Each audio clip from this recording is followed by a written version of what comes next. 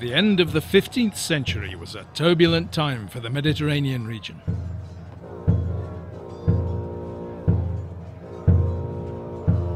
Ships travelled ever further.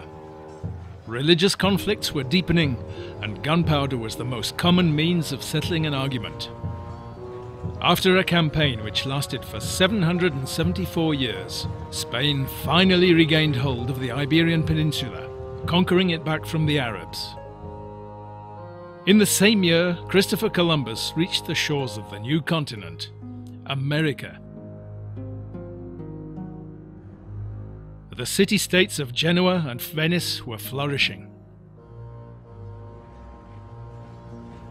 As for the Ottoman Empire, the new 16th century began with the successful military campaigns led by Sultan Selim I in Iran, Iraq and Palestine, followed by Syria, Lebanon and Egypt. He conquered the cities of Cairo and Algiers, as well as the holy cities of Islam associated with the life of Muhammad, Mecca and Medina. After this conquest, all sultans of the Ottoman Empire would inherit and bear the title of caliph, and would exercise both secular and religious power throughout the Islamic world.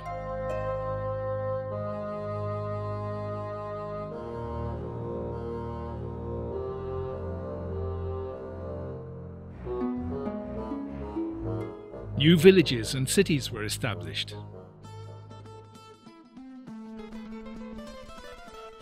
One such village appeared in the center of Bulgaria, where the river Rosica makes a sharp bend around a small piece of land almost entirely surrounded by water. It was included in the Ottoman tax register, also known as Defter, in 1516. The entry mentions simply Sylvie, not previously included in the register. The location of the village was chosen to be near the river for a good reason. The refugees may have brought a different, or even an alien culture to the Balkans, but they brought new skills with them, along with crafts that were rarely practiced until then. One such craft was leather processing. In order to transform sheepskin into a pair of elegant gloves, you need extensive pasture land, livestock, a supply of fresh water, and, of course, a lot of hard work. Hard work is essential. Most of the workers were Bulgarian. They were, in fact, the first inhabitants of Sevlievo. Gradually, the local people mastered the art of this craft and opened their own leather processing workshops, which were in reality small leather processing factories.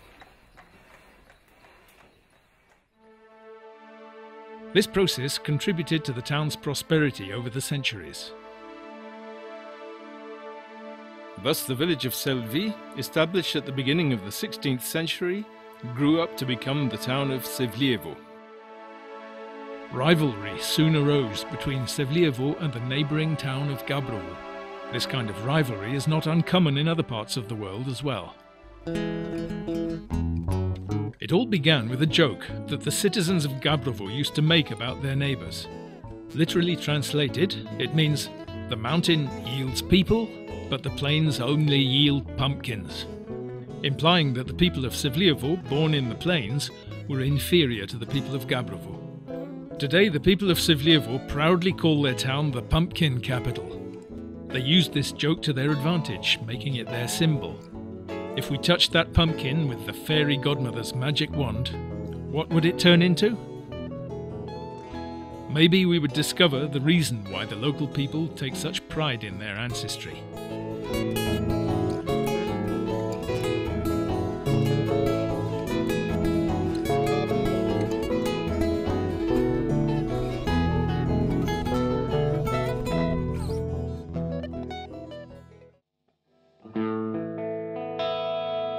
Paradoxically, the people of Sevlievo lead a double life.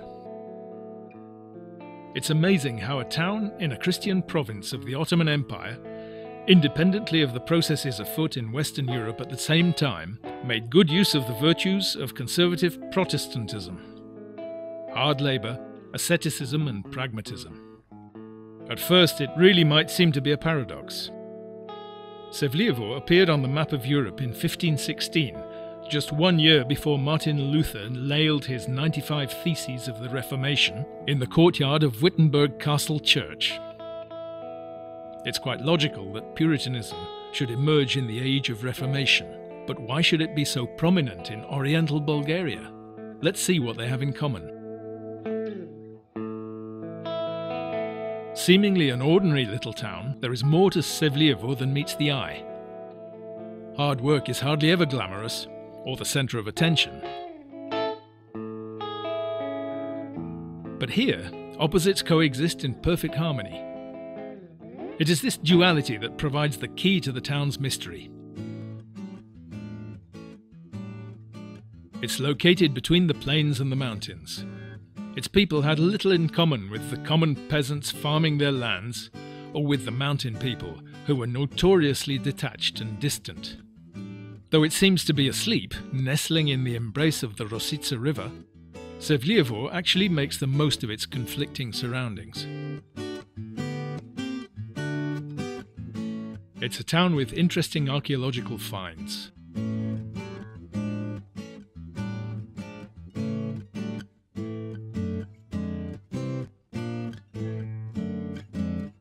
One of the finest examples of plastic arts, dating from the early Thracian period, was unearthed near the village of Agatovo, located in the Sevlievo region. It's a 16-centimetre high figure of a stag. It was probably meant as a burial artifact. Although the figure of the animal is only outlined, it masterfully depicts the grace and the perfect proportions of its limbs, the proud head raised high, with its large eyes and the fine branches of the antlers, characteristic of this noble animal. The miniature stag is now part of the collection of the National Archaeological Institute at the Bulgarian Academy of Sciences, and has been exhibited in many countries around the world. You may have seen it.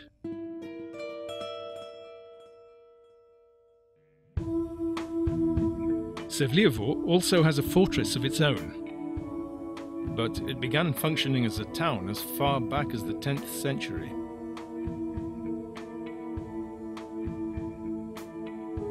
In the western part of the Sevlievo mountains, the river Rosica passes through a picturesque gorge.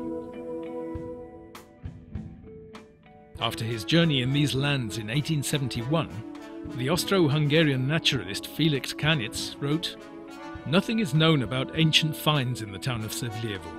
However, Sevlievo is an advantageously located, strategic place. This leads me to believe that such evidence will be found." 1979, Bulgarian archaeologists proved that he was right in his assumptions.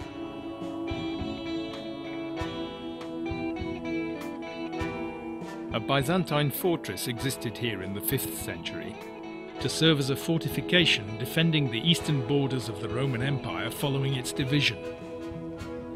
As of the 10th century, it was already a fully functional town, with 4 districts, 3 churches and numerous public buildings.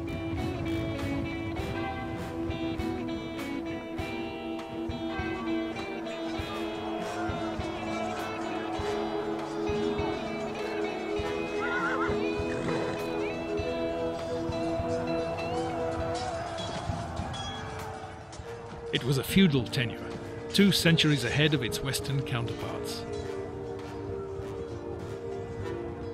There is a popular saying in Europe, "Where Rome ends, the Dark Ages begin."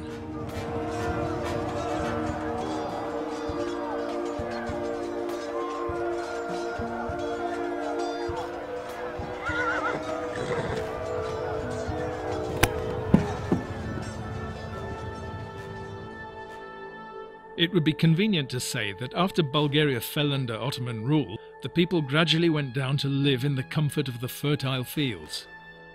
But that wasn't what happened. The modern town was shaped as a result of the hard work and skill of the Sevlievo craftsmen. A strong guild of craftsmen was formed. The Ottoman Empire officially acknowledged the guilds by a firman or decree issued by Sultan Mustafa III in 1773.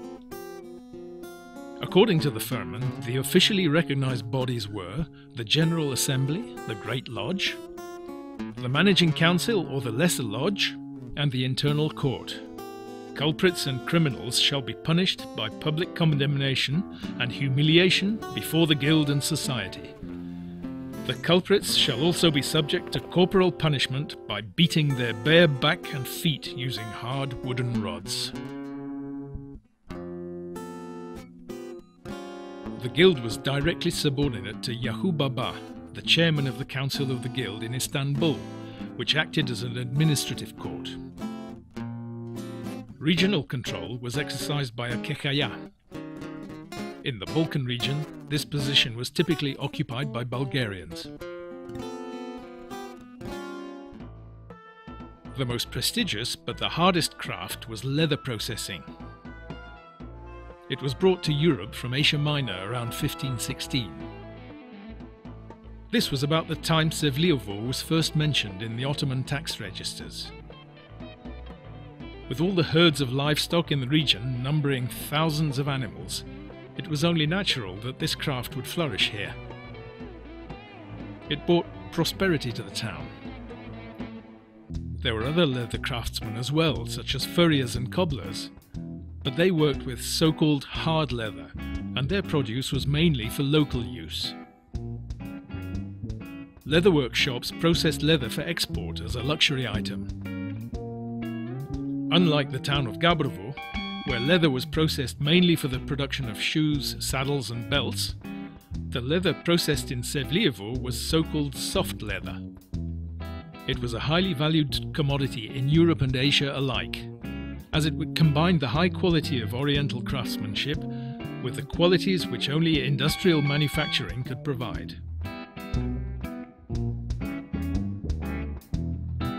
A unique feature of the Sevlievo leather processing workshop was that, unlike other typical workshops, there was no living space.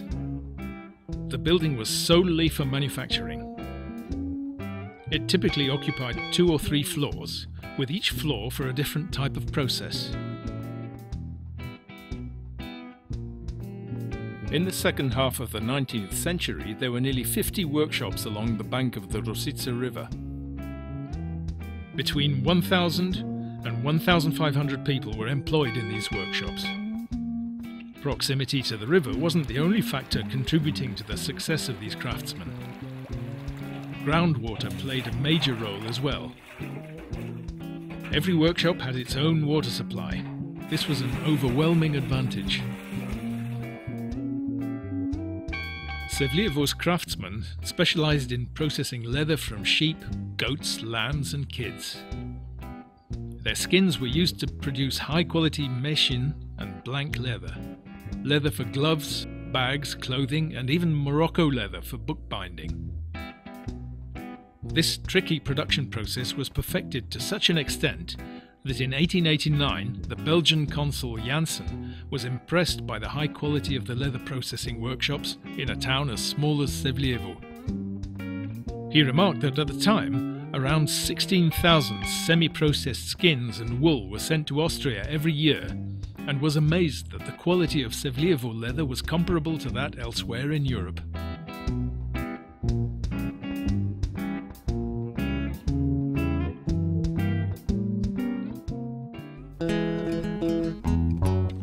The leather craftsmen of Sevlievo earned a good income, and many of them accumulated a fortune.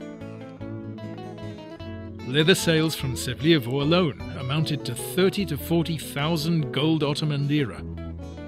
Sevlievo leather was mainly sold in Vienna, but it also enjoyed a good market share in Leipzig, Paris, Dubrovnik, St. Petersburg, Istanbul and Genoa. Sevlievo craftsmen sold their produce there either by establishing their own shops or by using the services of trade agents. Meanwhile, their children would learn the craft at home. The only trader was the craftsman himself. Before learning the secrets of the trade, his heir would first need to work hard to master the craft itself. After travelling around Europe, Sevlievo tradesmen gradually introduced the European way of life into this small Balkan town. They brought back furniture, accessories and clothes from Vienna, or even a harmonium for a beloved daughter. It's interesting to note how this particular member of the town's elite divided his house into 3 self-contained parts, with entrances of their own. There were no passages connecting the 3 parts. Thus his family and the families of his sons could live separately without disturbing each other's privacy. This is where they watched the comings and goings on the market square, or exchanged gossip. Even while still under Ottoman rule, the people of Sevlievo had organized their own municipality. This was the body which actually governed the town. Its 4 chairmen were respected representatives of all the guilds. The municipality took all major decisions about the future of the town.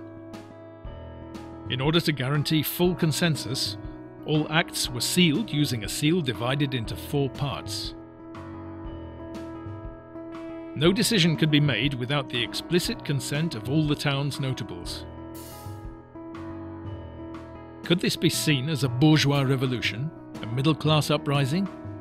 Yes, absolutely.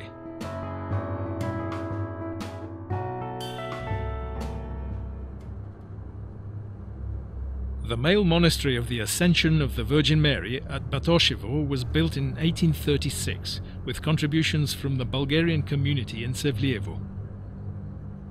It was reconstructed on the approximate site of a medieval monastery from the reign of Tsar Mikhail Asen. What remains from these times are fragments of a stone inscription. After the fall of the Second Bulgarian Kingdom, the monastery was abandoned and gradually fell to ruin. During the Great Plague of the 1830s, the families of several notables from Sevlievo sought safety near the remains of the monastery. This was when they vowed to restore it. So, with the help of the generous people of Sevlievo, the imposing new structure of the monastery church was erected in 1836.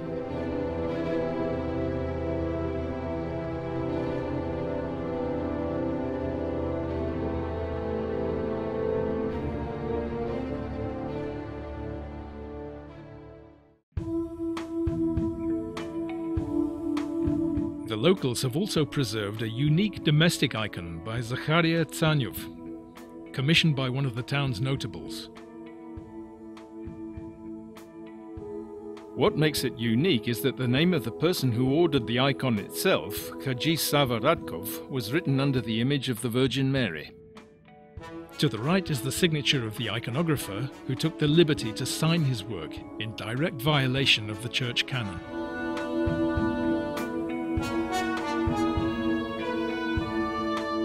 Another church built with the active participation of the Bulgarian community in the town was the Church of the Holy Trinity. This happened after the end of the struggle for restoration of the Bulgarian Patriarchate in 1870, when the Ottoman Empire legitimized the Bulgarian Exarchate. The building was the work of a renowned Bulgarian builder from Triavna called Usta Gencho Kanev. He also built the cathedrals in Varna and Vidin. He's often referred to as the Bulgarian Dante of architecture. He was the last builder of the Bulgarian revival and the first of the New Age.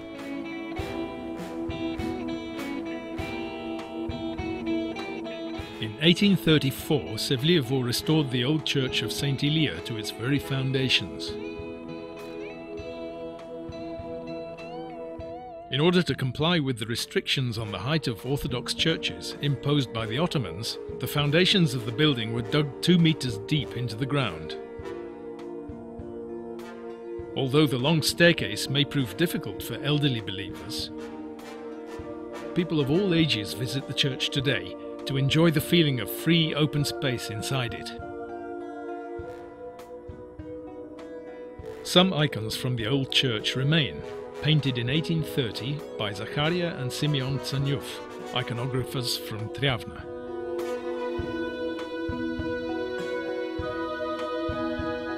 The lines and colours of the icons are comparable to the works of Raffaello. The wood carvings of the layered iconostasis are considered to be among the masterpieces of the Treavno wood carving school. It's an example of pierced relief carving. On a clear morning, the sun's rays pierce the iconostasis and shine on the faces of the believers.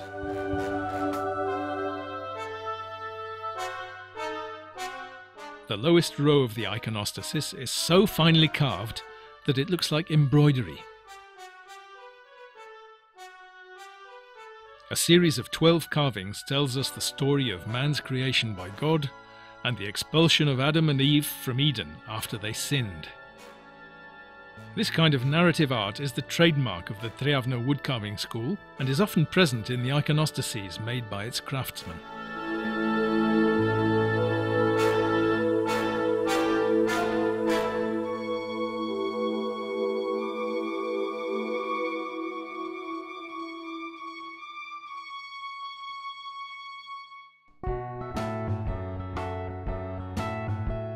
The construction of a new secular school in Sevlievo was entirely the work of Haji Stoyan, one of the city's notables. He donated 60,000 kurus and the plot on which the school was built. The first teacher in the new school was Petko Slavejkov. He was to become a leading Bulgarian intellectual, but at this time he was prosecuted by the high Greek clergy who ruled over the Bulgarian schools. The reason was his tendency to write satirical songs about them. In one song he claimed that the Greek priests had lost their minds and were as greedy as pigs. The people of Sevlievo gave him bread and shelter despite the pressure put on them by the Greek clergy.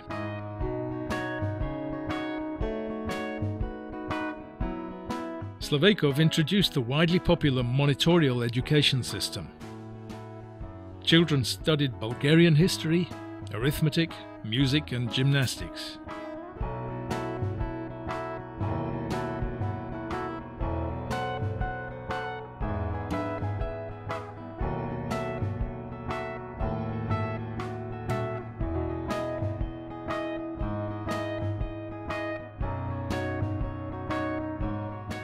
In the second half of the 18th century, the town was thriving. Citizens thought not only about their own well-being, but also of the well-being of the entire town and ways to improve its infrastructure.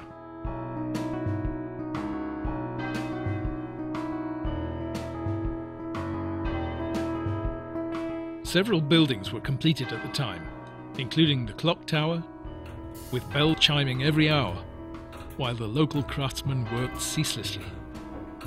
The original mechanism, dating back to 1779, is still in use today.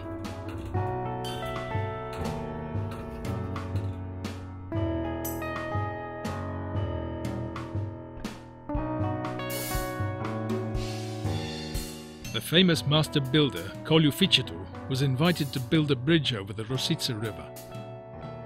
This architectural masterpiece was very long for its time, 110 meters.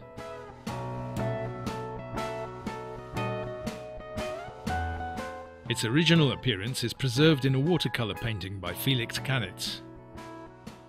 There's an anecdotal incident related to this master of Bulgarian revival architecture. One of the town's notables asked him to build a house for him. His neighbour, another member of the guild, taunted him, "You can't build the house the way you think." To which he replied, "I'm not only planning to build a house, but it will have a facade big enough to have both you and your belly painted on it." Today the house is long gone, but the figure of a fat man is still preserved in the town's history museum. Sevlievo took an active part in the nation's struggle for political liberation from the Ottoman Empire. After the massacre and bloodshed of the most violently crushed revolution in Europe of the 19th century, the April Uprising, the Ottomans hanged 8 people on the city's market square. After the liberation, the people of Sevlievo erected a monument on the exact spot, the Monument to Freedom.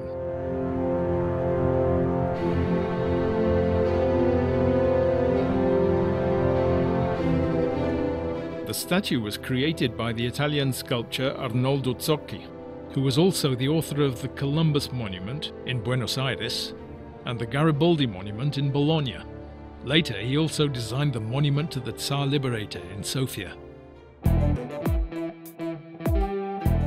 Zocchi was not the only foreigner to provide his services to the people of Sevlievo. The new Bulgarian authorities needed the expertise of new professionals. The German architect Hugo Gessler was employed as the chief architect of the town and the region. The Czech artist Otto Horeshi, who designed the first Bulgarian art textbook, and the Italian stonemason De Bono Apolloni also worked on the monument. The latter made the pedestal for the beautiful column of the monument. The statue was cast in Vienna and transported by ship down the Danube. Then it was loaded onto ox carts for the rest of the journey from Svištov to Sevlievo.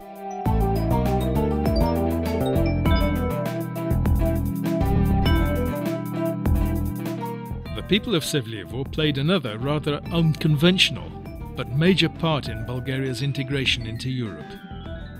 In 1872, while the rest of Bulgaria was still sitting cross-legged on Oriental Ottoman couches, the Dragushinovi brothers opened the first workshop for the production of European-style chairs. The world-famous and beloved Bulgarian Dan Kolov,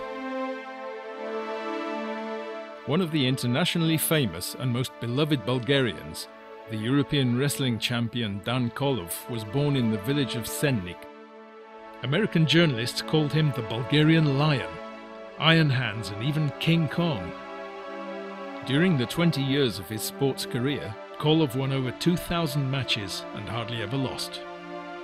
After he retired from sports, after Paris and New York, Kolov chose to return to his birthplace, the village of Sennik.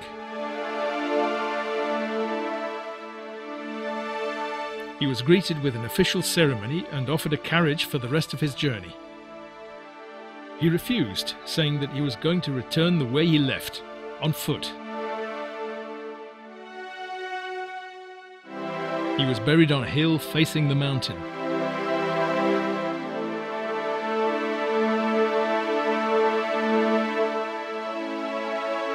The locals call his grave the mountain facing the mountain.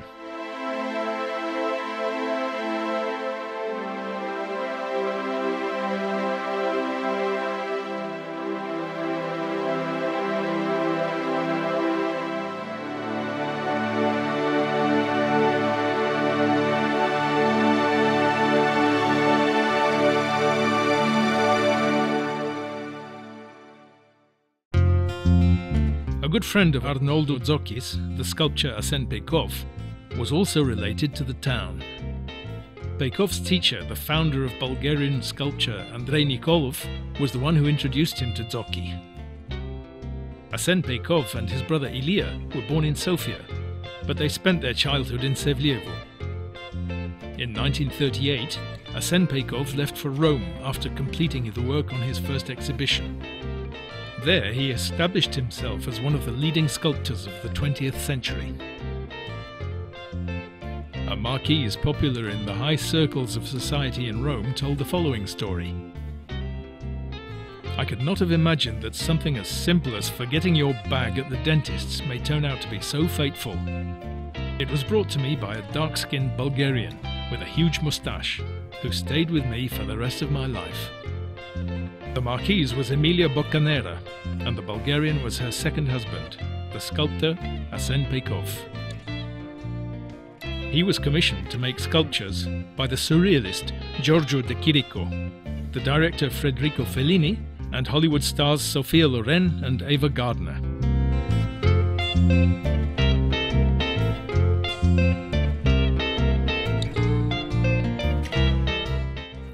1959, Peykov was awarded the project for a monument to Leonardo da Vinci, which now stands in Fiumicino Airport in Rome. So as not to lose contact with his homeland, despite the onset of the communist regime in Bulgaria, Arsen Peykov sent a personal gift to the Prime Minister Georgi Dimitrov in 1947. It was one of his masterpieces, a chessboard with 32 unique pieces he had carved. Arsen Peykov sent a personal gift. As the leader of the closest Soviet satellite state, Dimitrov was summoned to Moscow by Stalin, never to return. The chessboard disappeared, most likely appropriated by the communist elite. Angered by this fact, Arsen Peykov filed a claim against the Bulgarian state. Today, the chess set is on display in Sevlievo, in the Arsen and Ilya Peykov Town Gallery, which opened in 2008.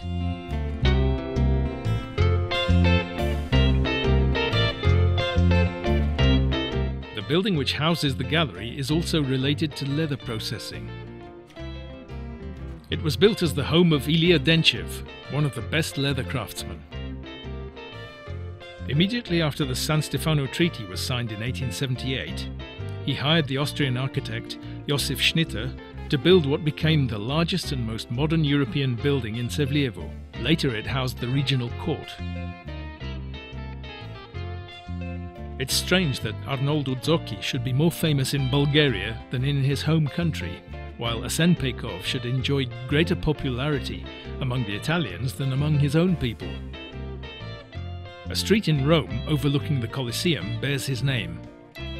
As it offers a splendid view over the arena, the street is crowded with tourists who enjoy having their photos taken here. Since the fall of the Berlin Wall, the unemployment rate in Sevlievo has been among the lowest in Bulgaria. Puritanism is a word with negative connotations in Bulgarian. But its underlying values, such as hard work, pragmatism and faith, were the foundations for the success of cities like Manchester and Hamburg.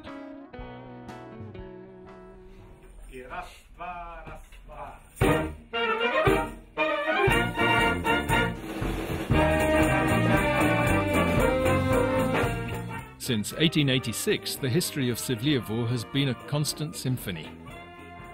Sevlievo's brass band played for weddings and funerals, sent soldiers off to the battlefields and welcomed back heroes. It was created along the lines of European trends at the time and has become a symbol of the region.